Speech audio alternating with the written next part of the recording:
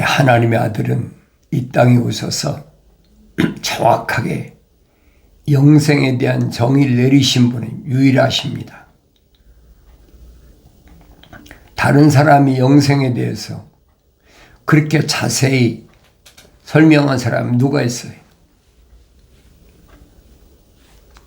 선지자들이 하나님의 아들이 오실 것을 예언은 많이 했죠. 미래에 한 시가 온다. 그건 출애굽한 이스라엘 백성들이 지도자 모세에게부터 계속 말씀하신 거잖아요.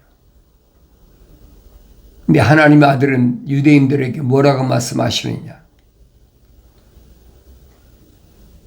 너희가 성경에 영생이 있다고 생각하는데 성경은 나에 대하여 말씀하신 것이다. 그러니까 성경을 상고하라. 상고하라. 상고하란 말은 에라우나우란 말인데 자세히 구석구석을 샅샅이 빠짐없이 그렇게 읽으라는 얘기. 그러면서 그 성경에 무엇이 기록되어 있느냐? 내가 아버지라고 하는 참 하나님 아버지 유일하신 분이라는 거지. 그래서 하나님의 아들이 말씀하신 것이 영생은 이것이니 그 사람들의 유일하신 참 하나님의 아버지와 아버지께서 보내신 예수 그리스도를 아는 것이라. 사람들에게 유일하신 참 하나님의 아버지, 사람들에게 한 분이신 참 하나님의 아버지, 참 하나님의 아버지는 한 분밖에 안 계세요. 그리고 아버지께서 보내신 예수 그리스도를 아는 것이라. 그 영생이라는 거예요. 돈 들어갑니까? 그렇잖아요. 돈 들어갈 게 하나도 없잖아요. 세상에 학문을 배워야 돈이 들어가고 대학에 가서 등록금을 내고 해야지 돈이 필요한데 돈 필요한 게 하나도 없잖아요. 얼마나 간단해.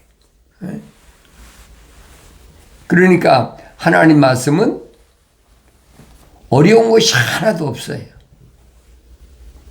하나님 말씀처럼 알기 쉬운 게 어디 있습니까? 하늘의 지식이 필요 없어요. 그러니까 사도 바울이 그렇게 2000년 전에 몇 개국어를 할 만큼 열심히 공부를 한 유대인인데 자기가 그러잖아요. 나는 히브리인 중에 히브리인이라고. 또 난 이제 8일 만에 할례 받았고 감말레라는 교법사 밑에서 교육받은 아주 특출한 사람 청년이시요. 그런데 자기가 부활하신 예수님을 만나서 책망받고 돌이켜서 다마스커스에 있는 집가라는 곳에 유다의 집에 가서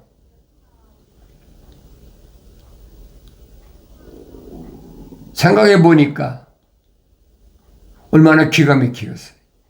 그동안 자기가 걸어온 것이 얼마나 허무하고 기가 막히잖아요.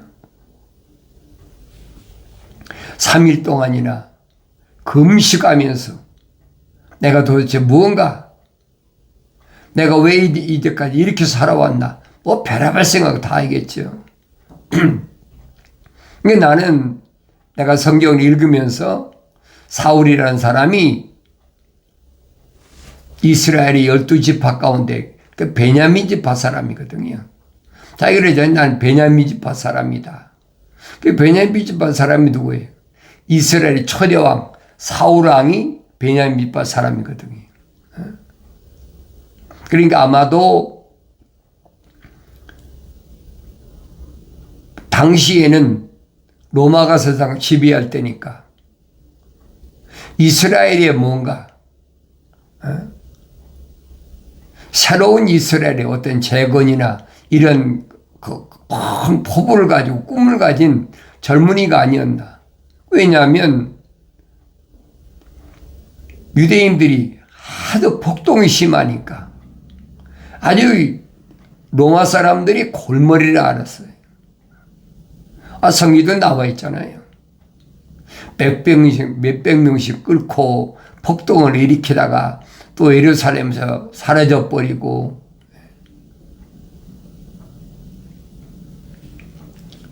그러니까 사람들이 기회만 주어지면 어떻게 하면 이 로마 식민지에서 해방 벗어날 수 있을까? 근데 사울은 베냐민 지파 사람이잖아요. 그러니까 누구보다도 그 큰 꿈이 자기 목표가 아니었나. 그렇지 않고야 그렇게 예루살렘에서 무참하게 집집마다 찾아다니면서 자기 입으로 고백하잖아요. 남자 여자 할 것 없이 잡아다 옥에 가두고, 뭐 옥에만 가두겠습니까? 하루 이틀 일어난 일이 아니잖아요. 소위 말하면 피바람이 부는 거예요. 옥에 갇히면 고문하는 건 뭐 당연한 거 아닙니까? 누구누구 어디 있었느냐, 그 시대마다 뭐 다른 게 하나도 없어요. 불어라. 그러니까 몽둥이 뜸질하고 소위 린치한다 그러지요. 그래서 나중에는 7 집사 가운데 하나, 스데반 집사는 마지막 설교를 마치고 나서 이단 괴수 예수만 잡아 죽이면 그걸 끝난 줄 알았는데 하늘 향해서 우러러보고 하늘 문 열렸다. 그래 그 모습을 본 사울의 그 일행들이 이제 귀를 막으면서, 그 뭐 다른 사람 보입니까? 안 보이니까 완전히 미친 사람 취급한 거지.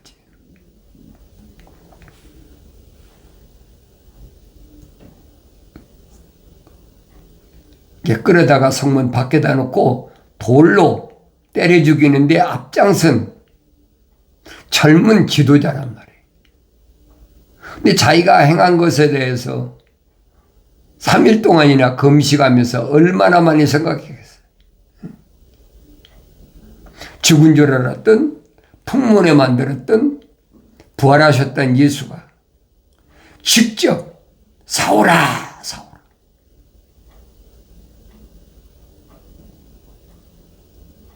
여러분 생각이 기도 초풍할 일 아닙니까?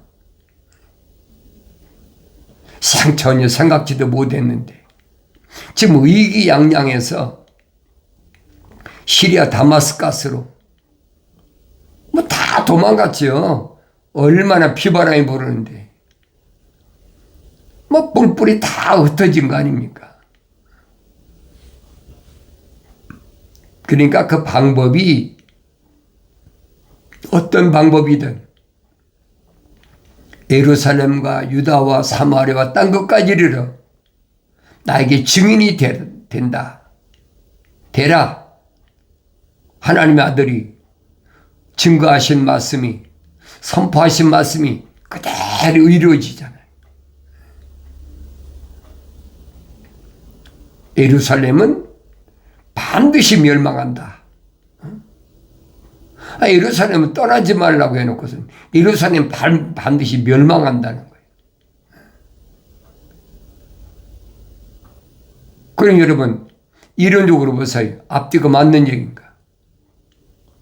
예루살렘 반드시 돌 하나도 돌 위에 남지 않고 무너진다고 하면서 왜 예루살렘 떠나지 말라고 합니까?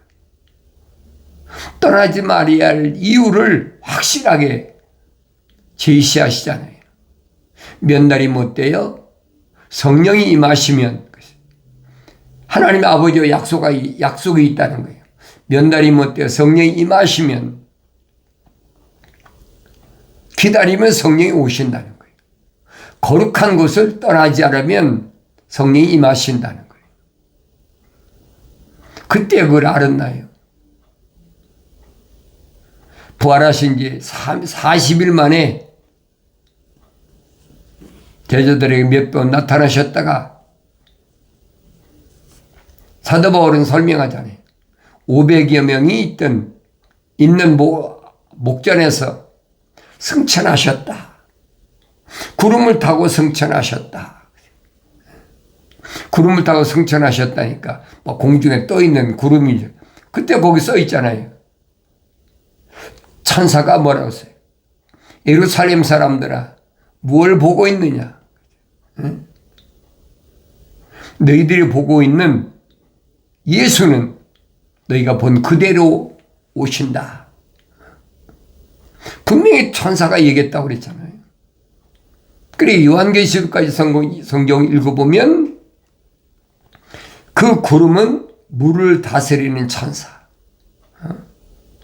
왜 그래 하냐면 출애굽한 이스라엘 백성을 낮에는 구름기둥으로 밤에는 불기둥으로 그 요한계시록까지 읽어봐야 알아요. 요한계시록 가면 불을 다스리는 천사 그리고 물을 다스리는 천사.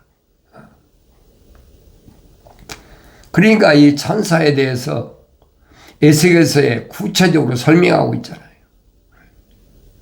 6날개를 가진 천사, 4날개를 가진 천사, 2날개를 가진 천사, 또 날개 없는 천사가 아브라함에게 셋이 나타났잖아요. 그러니까 성경 전체를 읽기 전에는 알 수가 없고 또 성경 전체를 읽어도 하나님 아버지께서 약속하신 대로 책망받고 돌이켜서 성령 받고 읽어야 하나님 말씀을 올바로 알 수 있다는 거예요. 나의 책망을 받고 돌이키라. 내 영을 부어서 내 말들을 알게 하리라. 하나님의 영이 함께 하시지 않으면 하나님의 말씀을 알 수 없다는 얘기예요. 이 약속 아닙니까? 그 약속을 내가 믿는다면 말씀의 명령대로 읽어야지. 그게 첫 번째 문제잖아요. 그 하나님 말씀을 읽는 아무렇게나 읽지 말라는 거예요. 자세하게 읽어보라는 거예요. 찾아서 창세기 1장부터 요한계시록 22장까지는 한 권이야. 거룩한 책, 홀리 바이블 한 권이니까 구석구석을 빠짐없이 마치 뭐하고 똑같으냐. 아브라함에게 번제를 드릴 때 3년 된 암소, 3년 된 암염소, 3년 된 순양. 왜 세 가지 짐승을 말씀하셨는지 누차에 말씀드렸잖아요. 하나님은 그 짐승만 번제로 받으신다는 거예요.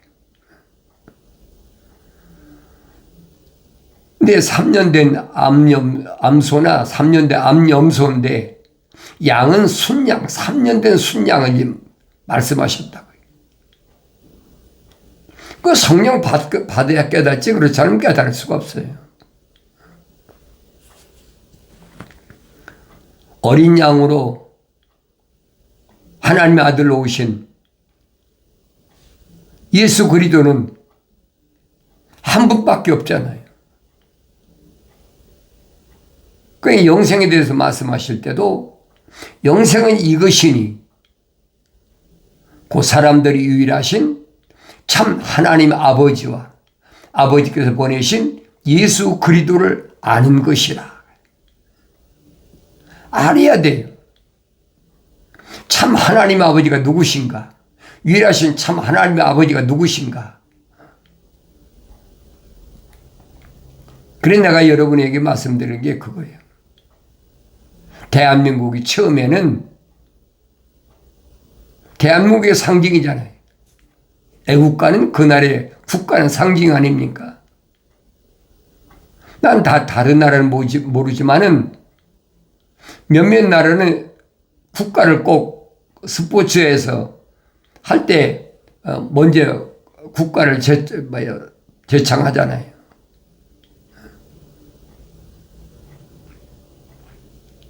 그럼 대한민국 국가는 뭐 우리 어려서부터 뭐 귀가 마르고 닳도록 들었는데, 동해물과 백두산이 마르고 닳도록 하나님이 보호하사 우리나라 만세. 이게 첫 구절이잖아요.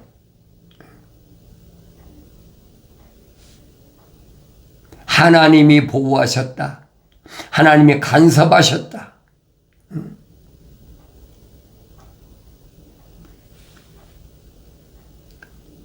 시편 기자 이상으로 아주 가사가 기가 막힌 가사예요.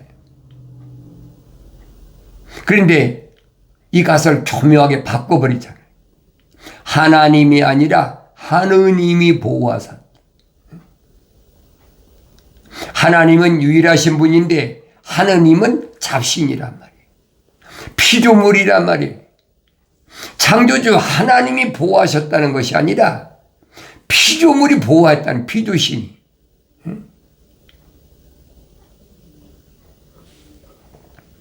그래서 내가 여러분이 말씀드린 때가 다 됐구나.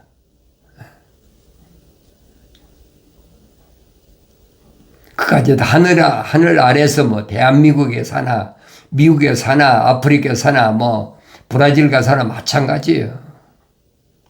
육신이 사는 것은 마찬가지인데, 중요한 것은 그 생각이, 또 그 사람이 입에서 나오는 말을 들어보면 알지요. 하나님의 아들이 말씀하시잖아요. 하나님께로부터 나온 사람은 그랬죠. 하나님께로부터 나온 사람은 아주 중요한 핵심의 핵심. 하나님께로부터 나온 사람은 하나님의 말씀들을 듣느니라. 거기다 포함되어 있잖아요. 창세기 1장에 우리 형상과 모습들을 닮은, 그랬는데 그 형상은 닮았다. 그 이름이 생명체에 기록됐다. 똑같은 얘기.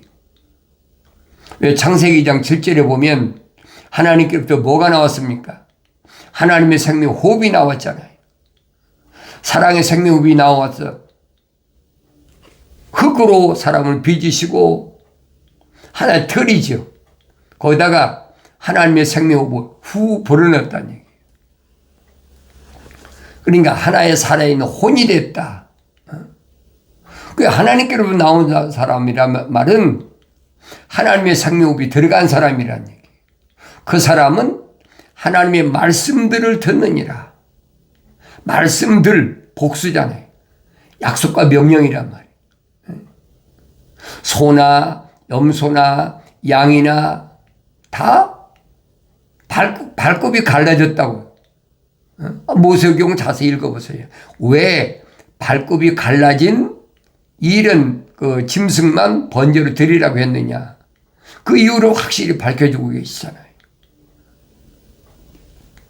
그러면 아브라함에게 왜 이런 명령을 하셨을까? 성경에 빠진 것이 없어요. 내가 하나님 아버지 명령대로 하나님 말씀을 자세히 읽으면 어려운 게 하나도 없어. 너무 쉬워.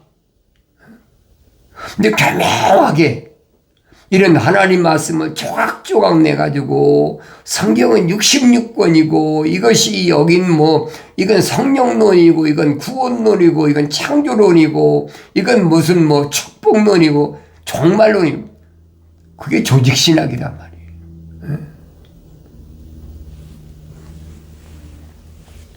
그 내가 여러분에게 말씀드리잖아요. 내가 신학교에서 조직신학하고 교회사를 가르치던 장본인이야. 아무리 내가 가르쳤어도 이건 아니야. 그래 내가 포기했다고 그러잖아요.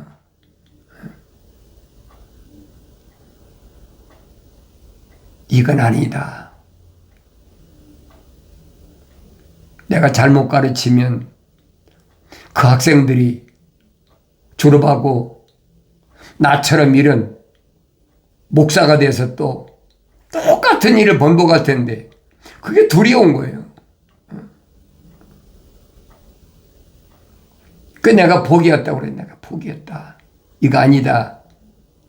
또 필립 샤프가 쓴 교회사는 그 로마 캐톨릭 개신교 교회사지 기독교는 교회사가 없어요.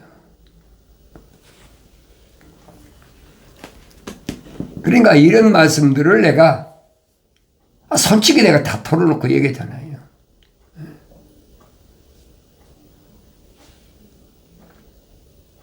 대학원에서는 또 뭐 매트니가 쓴 또 조직신학 가르치고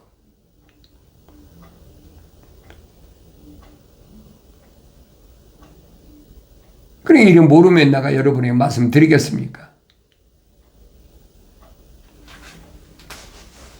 하나님께서 나를 그동안 그런 구덩이에 빠지게 하나님은 빠지게 하셨겠습니까? 내 욕망 때문에 한 거지. 아무리 신학대학원을 세군대학이나 수학해도 이건 아니에요. 성경적인 건 한 군데도 없어. 근데 여러분에게 강조하는 거예요.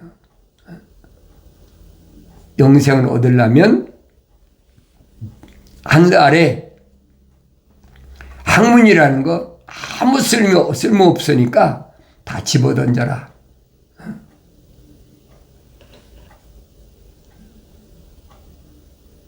영생이라는 것은 오직 참 하나님, 유일하신 참 하나님, 그분만 알면 돼요. 또 그분이 보내신, 하나님의 아버지가 보내신 예수 그리스도를 알면 돼요. 그건 성경 한 권이면 충분해요. 다른 게 필요 없어요. 그럼 성경을 신학교 가서 공부해야 될 거 아닙니까? 신학교에서 이렇게 성경 안 가르쳐요. 과목에 들어있지요. 만약에 신학교에서 가르쳐서 한다면 성경이 거짓말이죠. 하나님의 아들이 확실히 말씀하시잖아요. 내가 아버지 앞에 구하여 너에게 보혜사 성령을 보내겠다. 성령 파라크레토스 그분이 오시면 내가 너에게 한 말들을 기억나게 하신다. 약속하셨잖아요. 또 그분이 오시면 자기 말하는 것이 아니라 내가 너에게 한 말들을 기억나게 하고 그 가르치신다. 얼마나 정확히 설명합니까? 사도 요한도 설명하잖아요. 요한일서에서 기름 부음 받은 자는 가르칠 필요가 없다. 왜? 성령이 가르치신다고 약속했으니까. 그래 성령 받아야 된다는 거예요. 그래서 성령은 내가 이민을 받고 싶다고 받아주는 게 아니잖아요. 아무나 내가 원한다고 성령 받는 게 아니에요. 하나님의 생명책에 그 이름이 기록된 사람, 하나님의 생명이 들어온 사람이 책망받고 돌이켰을 때 분명히 내 영을 부어서 내 말들을 알게 하시겠다고 약속하신 말씀, 그 말씀은 변하지 않는다는 얘기예요. 어느 시대든 세상 끝까지 마찬가지. 그래서 내가 열심히 성경을 읽으면서 책망이 왔을 때 빨리 돌이키라는 거예요.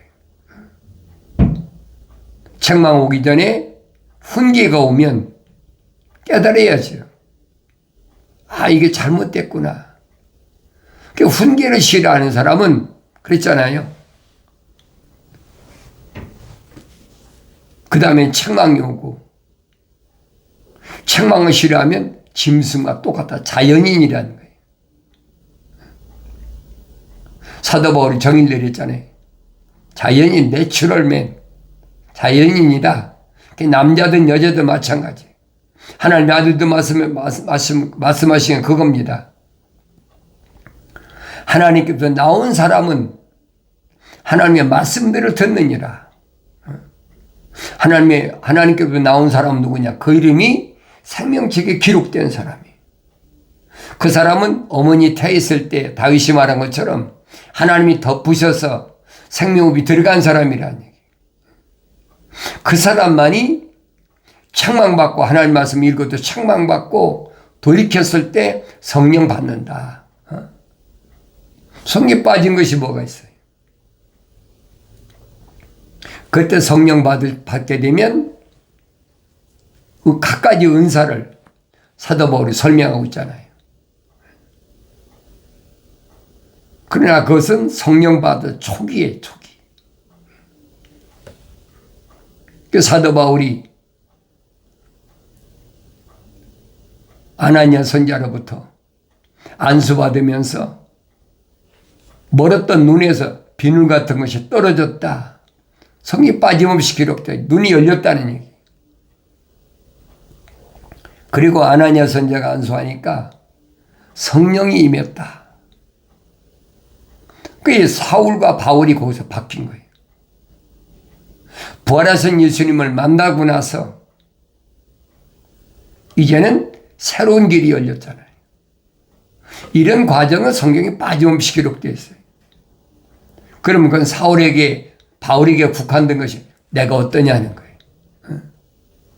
성령 받은 사람이 방언 안 해본 사람이 어디 있습니까? 성령 받은 사람이 병 고치는 체험 안 해본 사람이 어디 있습니까? 지혜의 말씀, 지식의 말씀. 그러니까 사도 베드로가 말하잖아요. 갓난 아기들로서 순수한 말씀의 젖을 사모하라. 갓난 아기란 말은 성령 받고 나서 그때 어렸을 때예요. 순수한 말씀의 젖을 순수한 하나님 말씀은 아주 순수하다는 거예요. 하늘 아래 지식이 눈구만큼도 들어가지 않았다는 얘기예요. 그런데 뭐가 어렵습니까?